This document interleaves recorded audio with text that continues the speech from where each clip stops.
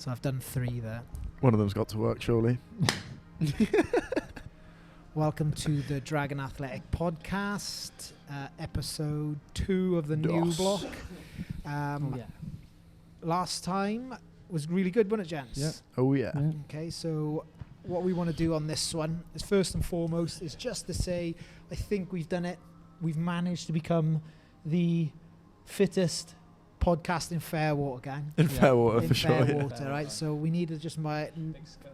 Exactly. We'll focus in, try and get that Cardiff one. So get to Ely first. Yeah. The feedback's been really good, so really appreciate that. I think what resonated with a lot of people last time was just, I guess as coaches, as people who work in the fitness industry, that sort of empathize with, people's situations going outside the gym. And that's because, we're people ourselves, I guess. Yeah, sure. We deal with it. But the feedback was like, thanks. It was definitely the kick that I needed to get me back in training a little bit more regularly, is to understand that, everything ebbs and flows and goes through that. In terms of the actual listens, I believe, we're over the various platforms, like 200. Okay, so I mean, that's not bad. That's a good start. Thanks, I'm Mum. quite impressed. Yeah. So I think you've got to thank the first bit of CrossFit content my parents have ever looked at. Yeah, so I think we just need to thank our family more than anything else for just doing that. And you would never believe this. We got one as far as away, good podcast from Bridgend. I mean, so we're I was waiting for Trinidad and Tobago. No, or we're definitely going global on that one. Fittest podcast up to Bridgend. I know, and you're from Machynlleth, so I can't believe we haven't made it yet. All right, so that's next step. Next step, okay, taking over. So what we want to do is that with the feedback that we've had, we are just going to, I guess, elaborate on bits and pieces that people have mentioned, what they resonated with. Try and clarify or clear a couple of things up, in terms of what we said, in terms of, intensity, all that kind of piece. All right. So a couple of the things that we wrote down in our staff meeting. Yes, we do have one. Okay. Jack wants to talk, in terms of working around intensity and scaling. Why are we as, a CrossFit affiliate, why do we like doing skills? That's another thing that we like to talk about. It's broad. We're going to talk about how to. I don't want to say necessarily how to be a better member, but it's a bit like what's cool at the end of the class. What's cool at the beginning of the class. Yeah. If you were to turn up to another group fitness training or another CrossFit gym, what would be a cool thing to do so you don't look like a dick. That kind of stuff. Those things that it might not be content of the class, but they're just the little things that go around that just kind of add to the community feel and getting everyone together, isn't it? Wanting to come back, isn't it? I'm wanting to do it again and again and again. Yeah. So, intensity then, team. So, I guess before I go off on a rant, but go off on the science and the definitions and all that behind it. I mean, what's your kind of understanding of intensity within training? Well, from at a young age, when I started going to the gym, typical youngster just thought bench and arms, that's all I pretty much used to do. But over the years, learning a lot in that fitness industry or in the fitness environment, I think it's just pushing yourself out of that comfort zone in a sense. And then I guess you get that feeling of you've earned something or you've done something well at the end of it. So increasing that intensity, I think you get that good feeling after a workout. Endorphins. Endorphins. And I think just pushing yourself to that little bit limit and seeing what your body can do and can achieve. I think that's sort of individualized intensity, you could say, or intensity for different people. Yeah. Jack? Intensity is power. Power is force times distance over time. It's equivalent, it isn't, but like I just equivalent. There we are. Power is force times intensity over time even. So it's doing things fast, not necessarily like related to your heart rate or how much you're sweating. It's doing things through full range of motion, fast or with a heavier load to increase that force. Yeah. I mean, speed is definitely part of it. As you can see, we've got two very different kind of understandings of intensity there. Yours is on sort of more the scientific side, you know, in terms of how it brings that kind of credibility to working out hard. Yeah. You know, it proves what. Yeah, you know, and what we're doing. intensity can feel like different things on different days. So 100%, one day it might be absolutely breathing out your lungs. Other days Yeah. it's a heavier stimulus, so you might not be in that same kind of way. Yeah, I mean, you know, and in regards to, you know, yours, Jack, you were sort of thinking, you know, in terms of, well, I'm pushing myself, I'm working hard, I'm getting the results, right? So again, you know, CrossFit defines intensity as the independent variable most associated with maximising the rate of favourable adaptations. I've paraphrased that a little bit, okay? It was most commonly associated with maximising the rate of returns of favourable adaptations. All right, that's a definition, but, you know, if we sort of dig down into that, okay, with the intensity being the equivalent of power, okay, we want to produce large amounts of power when we work out, okay? So what that basically means is that on a given day, that power is going to change, depending on what you've done, the work, and the actual workout itself. I like to think in terms of with the intensity, it gets you the results. Yeah. All right. Definitely, So, yeah. and that's what that definition of intensity means, i.e., intensity gets you the results. Mhm. Right? Now, that is going to change from day to day, and again, we've got it above our door. Effort is everything. Okay. I always think of intensity. It's not quite the same, but like effort. Yeah, right? 100%. If it's an effort for you to get into the gym on a day, then you've kind of maxed out your intensity for that day. That is your intensity. That is your intensity. And I think, And you know, for people to understand that we're aware of that, and we want to support that as best as possible. Whereas some people, you know, on a given day, they finish a workout and they're like, oh, wow, I could have given a little bit more. Yeah. Then they haven't quite hit intensity, but their tolerance for intensity is a lot higher on that given day, you know. I think having or letting people know that is, you know, if they're going to turn up on a given day, just to give it your best effort.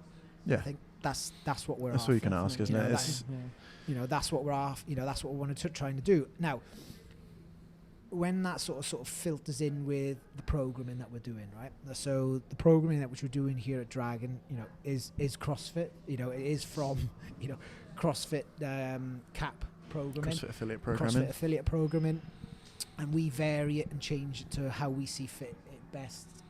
Fits best our community here. Okay, so there's certain things which we've made big changes in regards to. You know, we don't do as much. I'm not even going to say dedicated strength training, because it wasn't really dedicated, because there was more than one piece in the class. Yeah. Mm-hmm. Yeah. As of today with the podcast, right? So today's workout has been 4 rounds, 5 different exercises, a minute of each, with a minute fight rest, gone bad right? style. So like a fight gone bad kind of style, right? So again, high volume, light loading, body weight type of movement, dynamic movements. Yeah. Tomorrow, we're doing what we perceive or graduating towards is what a classic heavy day is. So the stimulus is a heavy power clean, based around hand power clean, cleans, yeah. push jerk. Yeah. Right, so there's an element of technique and teaching in there, and then we've got a little bit of a finisher, which again is more to do with an accessory exercise, where we're going to be looking at doing a power clean and some push presses. Now, the volume is lower than what we're normally used to, but we're trying to now encourage our members who are going to turn up on that day, because we do program in advance, that if that is something that they're looking to work towards, then, you know, we're looking to load something up. You know, so for example, if we've got a couple of clients who are triathletes or runners, that's probably going to be a really good alternative for them to do in the actual gym than today. Yeah. And the reason being is it's a completely different metabolic So pathway. it's a learning. It's, you know, it's just it's different. It's you know, you go back to the power thing. The power could be very equivalent because the force has gone up so much because it's a heavier load. So it's like, it's a different intensity, but it's still intensity, isn't it? You know? And again, it's because it's a new skill. Is obviously it starts to broaden the base of that fitness as well. You know? So again, it will have a positive effect, because, as we said last week, when you're constantly doing the stuff which you're strong at, okay, you get good at that. You're good at that. Yeah. You know, and within a specialist environment, I think that's completely fine. But, you know, it's also trying to use, I guess, the group programming to its best advantage. Yeah. Now, on that, what we've also started to include quite a little bit more of are the traditional skills. So we've started to certainly spend a little bit more time on that. Like it was at yesterday's workout as of the podcast, right? We had skipping skills, so we spent some time on that. Whereas in the past, we've kind of not done it as much because we're like, hey, if you've got a rope, practice, because that's what we need to do. But now what we're doing is that we're giving people the tools to actually go away and practice. So as an example, what's your sort of thoughts on why skills are important in fitness, I guess? It's, the more skills you have, kind of the broader your fitness can be, I suppose. You've got more options, you've got more things you can do. It will be more fun. Learning things is fun. I like that. It's I think it just broadens everything up a little bit more. It's constantly varied, isn't it? Yeah, exactly.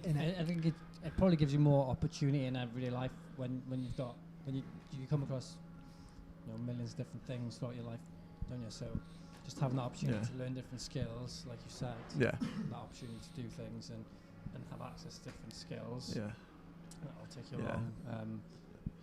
And I think as well, like learning skills is a skill as well. Like someone who picks up skills easily. So it's like the more skills that you can learn, I think maybe the better you're able to understand how you move your body and things like that, and you'll pick up other things a lot quicker as well, whether that's in the gym or outside the gym. Like you said, Jack, it's fun, isn't it? Yeah. You can the variation of it's more fun, makes you more interested in coming and training, but then you can always go over to your mates and say, oh look, I can do double unders, I can do crossovers, I can do this, I can do that. And is that after you've had a few pints in handstands after a few pints. I learned how to do a backflip when I was 16, and I tried to do it when I was at 18. I was definitely 18 back then, a long time ago. I tried to do it off a bench in a nightclub, and landed straight on my head. Didn't work. But anyway, carrying on in terms of the skills. Skills under fatigue. Under fatigue. Yeah. Skills are challenging, right? And I just do think that, in terms of if someone's going to go through the motions, and we're coming back to that intensity piece, right, is that those challenges are fun. It's because it's a new exercise or something else which you're starting to work towards, and it's the achievement on top of that. You are right. It will broaden your athletic ability, and we'll go on to this. It's a nice little segue into basically understanding where sport and play comes into like CrossFit, because I think that has been very much blurred from some of the podcasts which we've discussed in regards to some of those who are incredibly gifted within CrossFit is a little bit of the lack of the underpinning knowledge, and I think that's fair. And if someone's going to sort of say I'll just provide them with it, I'm not going to call people out and stuff like that, but the skills in terms of learning something, they will allow you to have a broader fitness, meaning that if I can teach someone to do double unders, then read the regression of a double under in terms of progression. Well, jumping, like jumping is an unbelievably coordinated exercise, and I've got the experience at this moment of time on seeing the development in my children, right? So my 18-month-year-old cannot jump. I mean, if she could jump, I'd be putting her straight into weightlifting, right? But, the ability to coordinate that fast, explosive exercise does not exist. Now, my 3-year-old has started jumping just up and down on the spot. But again, it still looks like, it's a new skill for her after, starting to run and stuff. And then my eldest, she does dance. She does a lot of these, high power flips and all that kind of stuff. So we can see where that can develop. Now, over the time and over the years, and I'm not too sure if you guys have experienced it. It'd be interesting to see what happens and what has happened in the past in school, and then with what when I was at school. When you were at school, maybe. Good point. But we've had. I guess it's true. We've got members and have had members who have started with us who've lost the capacity to jump. Who have never really had the opportunity to jump. And it's interesting in terms of as a skill or a physical attribute, the capacity to do that. The longer you can maintain that, and this is based on Michael, 85 years of age, being able to do a 2-footed jump up onto a 24-inch box, it's going to serve you well as you go through, right? It is the it's a display of physical power and strength, the ability to do that, and more from a deceleration thing. So, forces as well, all that kind of stuff. So, even though we were talking about double unders and we've come onto the jump, this is where I guess we're starting to sort of say, well, this is why we're starting to do new skills, because fundamentally we're trying to underpin some really, basic criterias of the 10 general physical skills associated with fitness, in terms of the accuracy, the agility, the coordination and the balance. Okay. We can do this on a very simple level.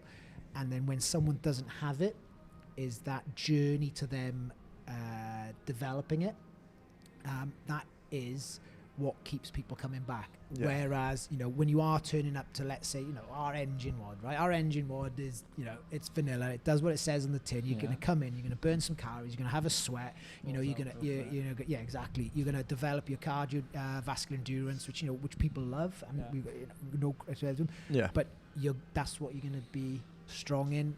That type of training is not going to carry across to anything in terms of fast change of direction other than from a recovery part. And it's just varying it, isn't it? Just changing your training. Just while we're on the topic, Joanne, you're probably watching this on the plane to Turkey. Enjoy.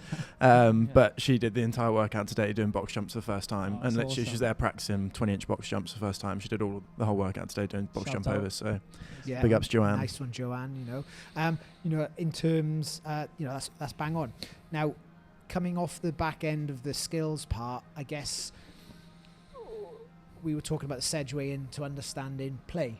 Now, I think it's quite fair in saying that, there are people who excel at competitive CrossFit currently have a fairly high level sporting background. Or on the vast majority of them, they do.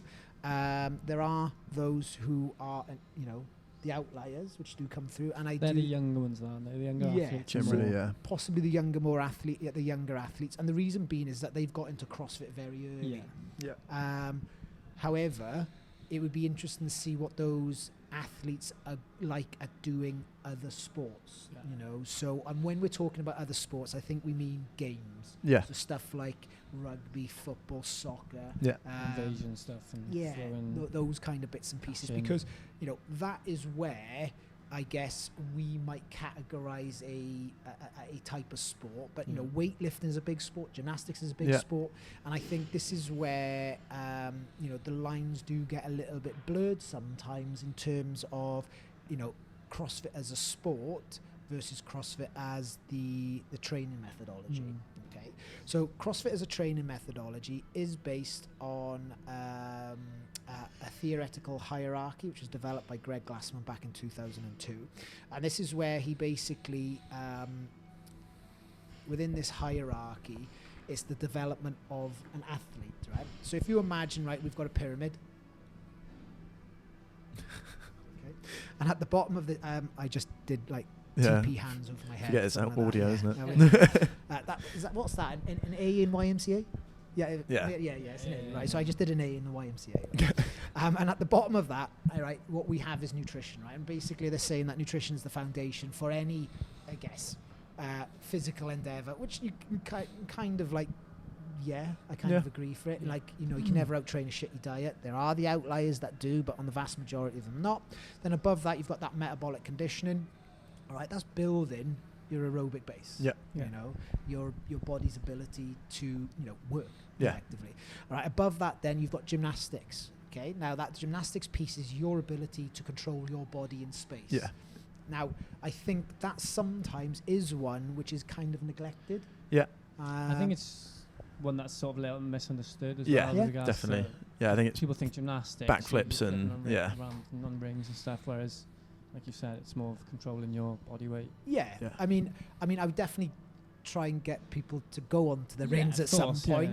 But I think what we're sort of, realistically talking is that basic level of gymnastics, right? So if you think about, and again, we can just talk from the experience here, and that's what we're trying to do with the podcast, right?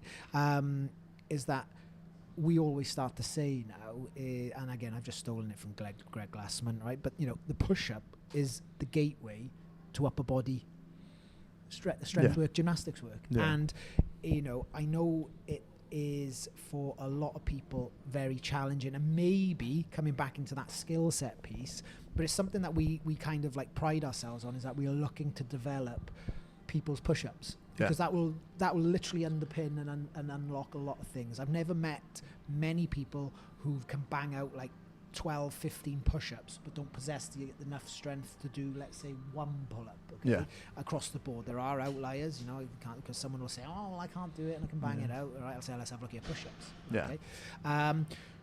But like starting to develop the necessary strength to do a pull-up, and they're two of the simplest exercises, theoretically, upper body pull, upper body push, that will give you a far huger, greater base in terms of going off and doing more barbell pieces, okay? Because again, there's an underlying level of strength which is required just to do those simple exercises, you know? Now again, the skills in terms of the regression and the scaling options which are available to those, well, they are a little bit boring because you've got to put the volume in.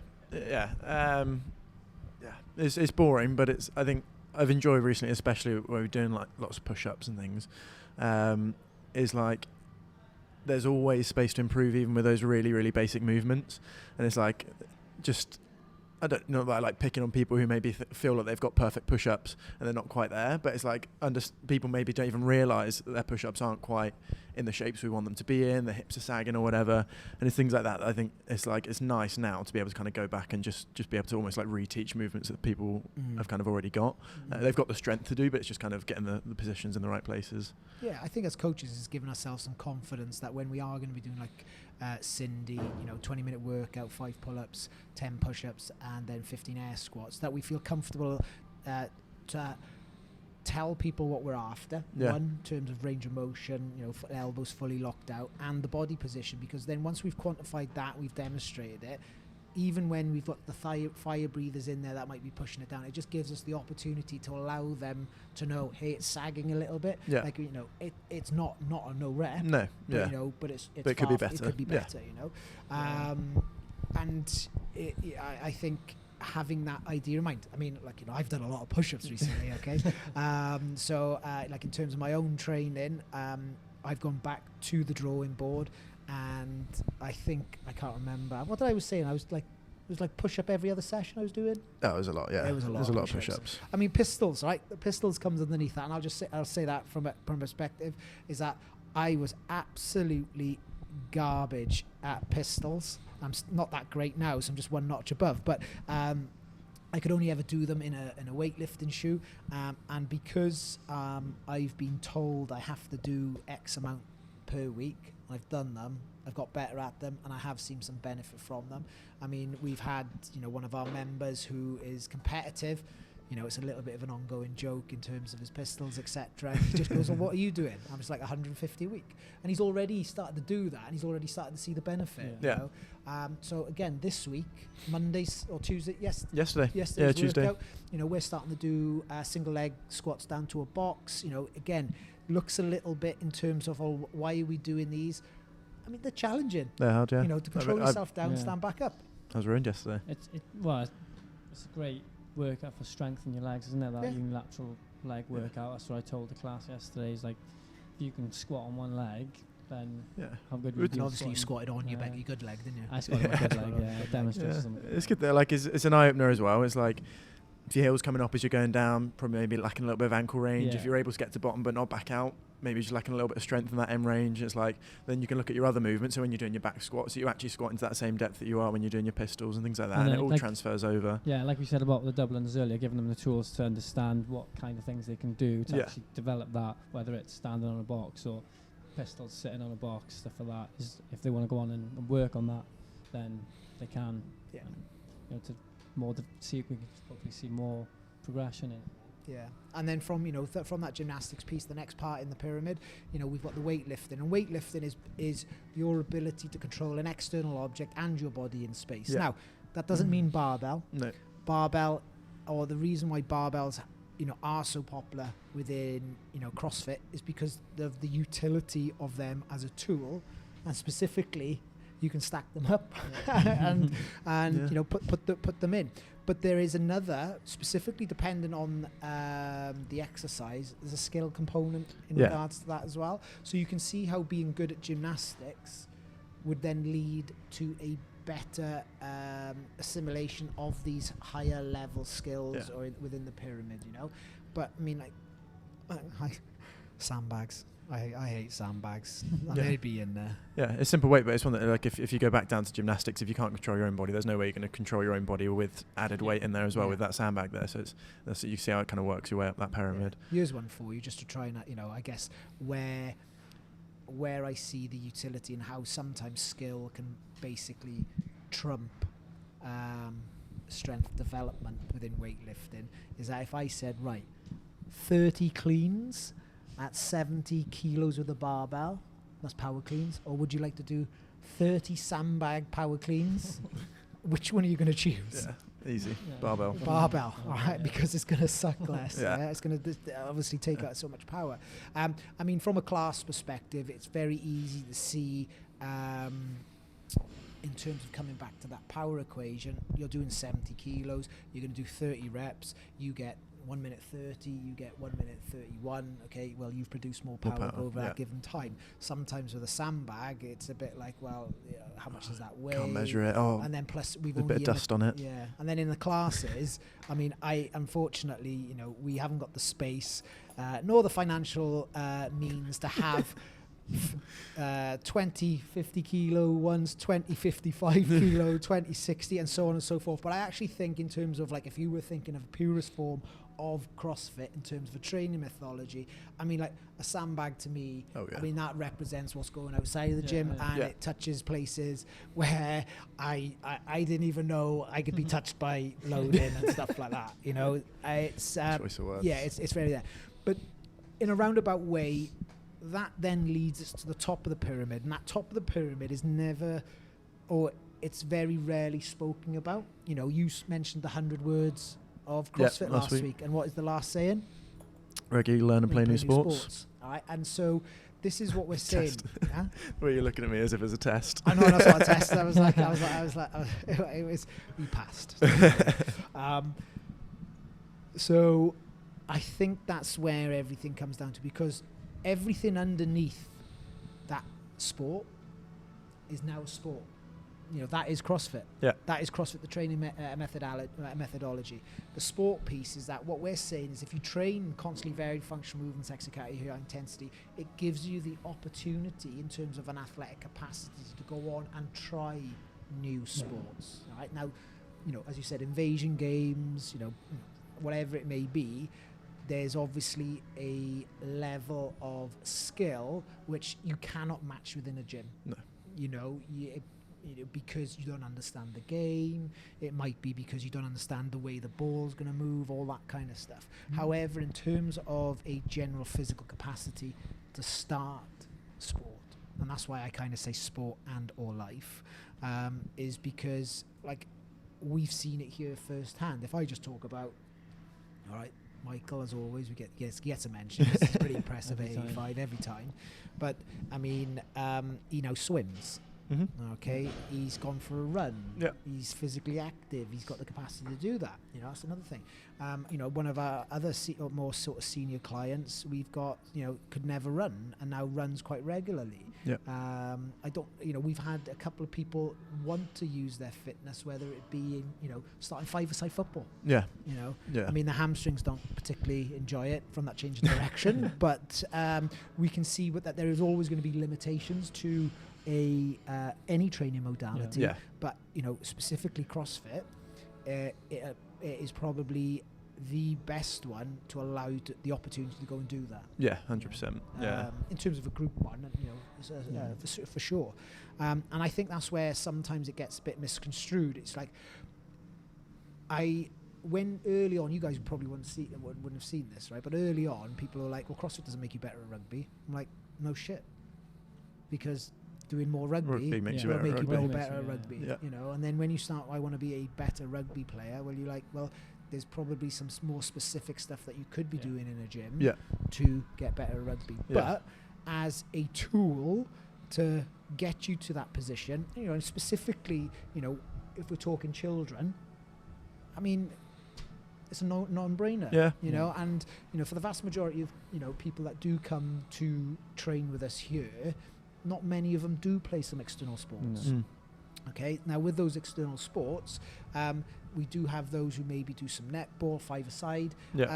They're not too bothered whether they're going to be like maximising their performance. They just want to be able to go out there and perform. So I think that's where sometimes it gets a little bit misconstrued from people maybe external. And you don't have an understanding. You know, you can look into it too deeply, and that you know, CrossFit isn't very specific for your sport, but it's not. It's, you know, it comes back again down that pyramid where it's like, for example, I went and played golf for the first time in years the other week, and it's like, I was playing with my friend who, again, hasn't played golf for the first time in years, but I understand how to rotate through the spine, understand how to move my body in a way that's going to create power in terms of hitting the ball. He doesn't really do any sport. He doesn't really do much. And it's kind of, although I haven't done anything that even looks like swinging a golf club, I've done movements where I'm rotating through my spine. I've done movements where I'm creating power in that same kind of way. And it still transfers over, even though it's not the same sport.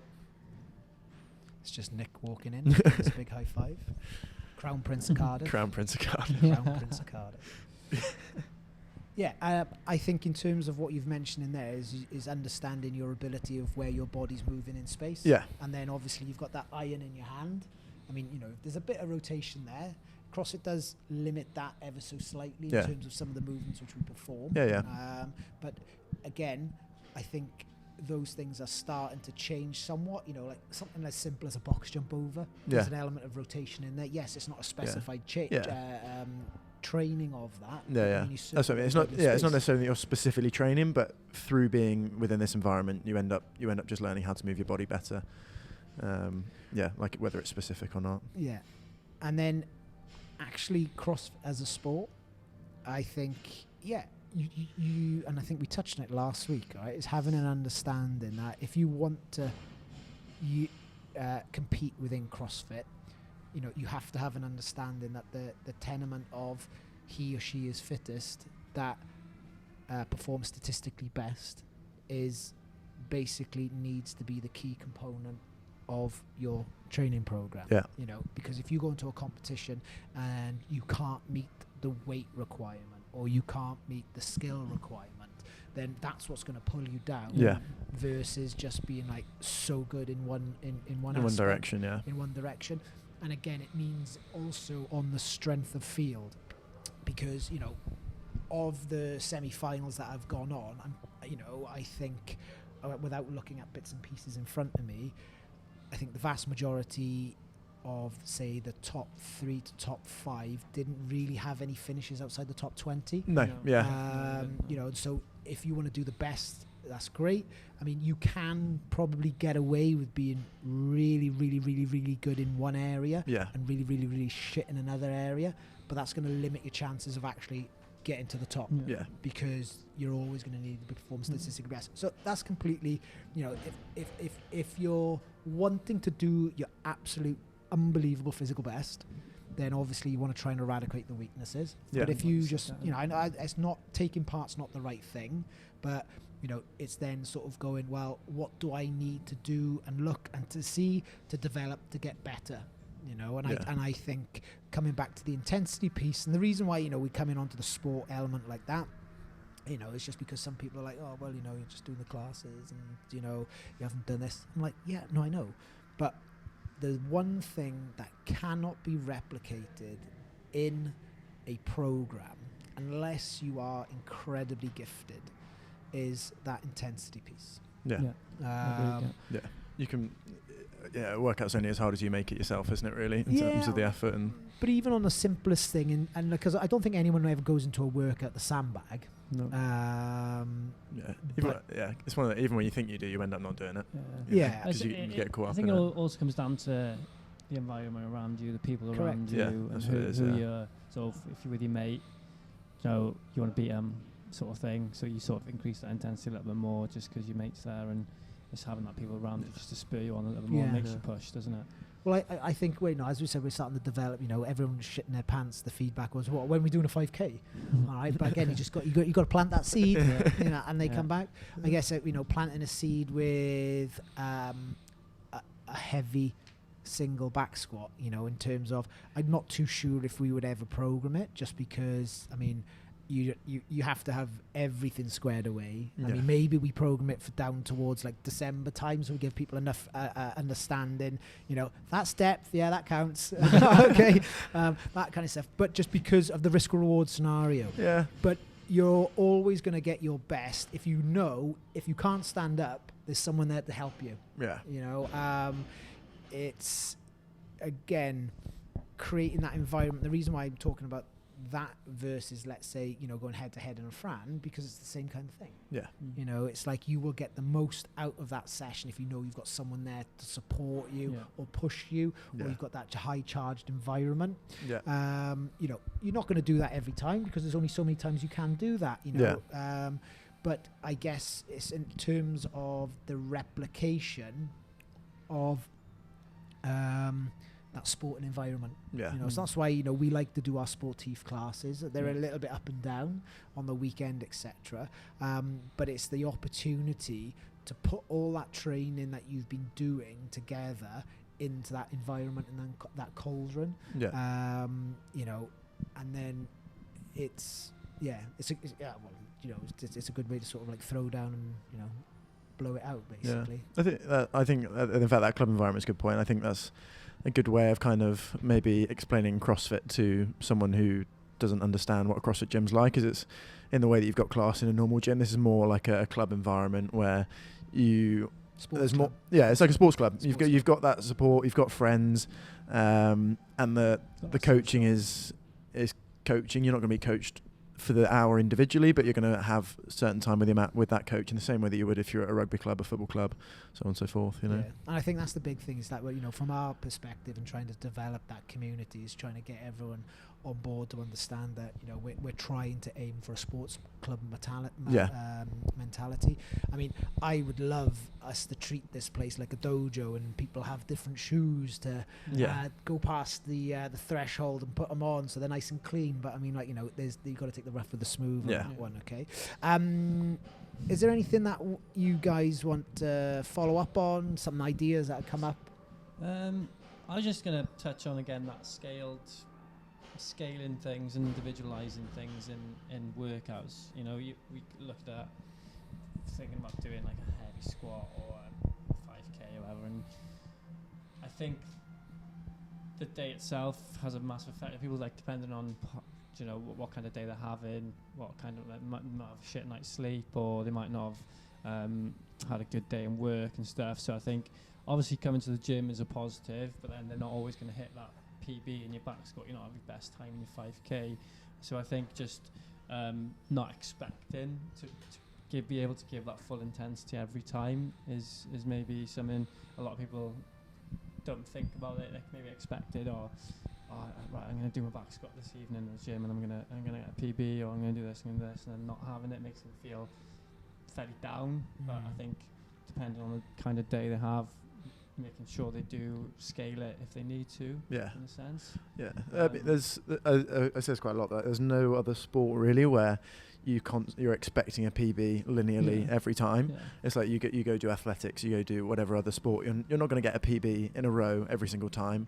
There's ebbs and flows to it in the same way there is every other sport. And I think that's where in terms of some of the feedback that we've had since we've started doing the cap, and I'm just thinking this now, right? It's like we've got classes at 6 a.m.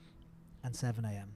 and getting out of bed first thing in the morning with a little bit of creaky, and then going, hey, let's do some heavy fives for 5 sets, right? That's physically demanding, and that's never going to be your best effort. No. So again, it's having that understanding in terms of, we're aware of that, and so that's why the programming has started to develop, because, we have one program which runs throughout the day. There will be times where that might be called upon, for that individual. But what we want to do is that we just want to maximize that person's intensity, their performance, their power output in the morning, as well as the evening, and that's why we do have weightlifting classes in the evening, and I've never seen a weightlifter come in here in the morning, or if they do, they don't have the particularly best session in the world. So again, I know we've had feedback in the timing, right? Well, why don't we have weightlifting in the morning? For that exact reason. You don't want to weightlift in the morning. No one wants to weightlift in the morning. No one wants to do that in the morning. You just want to get in, you want to get the body moving, and then sort of prepare from that. And I think that's where we're starting to deliver, is in terms of on the classes, the stimulus is we're working out intense. All right, and so we need to do the various bits and pieces at the beginning in order to get us there. But good chatting, boys. We'll see, if we get a couple more. Maybe we can push it down to Swansea. Get someone listening in from Swansea. Buryport, maybe. I mean, if we get some Surreys. I was going to say, I get some Surreys on there. Get some Surreys in. That would be a good one. But again, we're here. Oh, we did have one from Exeter. Oh, we did we? Oh, there we are. There we are. They get Club Tropicana, Exeter. So that's pretty good. Again, this podcast is for the benefit, fundamentally for our members. So if you do fancy letting us know a topic to chat about, we'd be more than grateful. Other than that, then we'll just waffle on depending on what we feel like we pick up over the next 2 weeks. But thank you very much. Yeah, we definitely haven't offended anyone today. Definitely not. So well done, Never boys. the intention. Positive. Always positive. Apart from that, gang, we'll catch you later. Thank you, Luke. Sorry. Mention out to Luke. Good spot on that one. Yeah. Mention out to Luke. All right. So at the time of the recording of this podcast, Luke Fletcher, our teen superstar, is off out to Austria to compete in, is it the European under-23 champs? I think so. I think it's the Europeans. I wouldn't want to promise, but I think so. I don't think it's the Worlds, but it's the Europeans, which is a massive thing considering he's only been doing like weightlifting for 2 years. Yeah. I mean, like properly since the start of this year. Before that, it was just CrossFit. So we wish him the very best of luck. Big numbers, slamming bars, that kind of stuff. Keep your top on. Okay. So good luck. Right. But thank you. Ta-ra for now. Bye bye.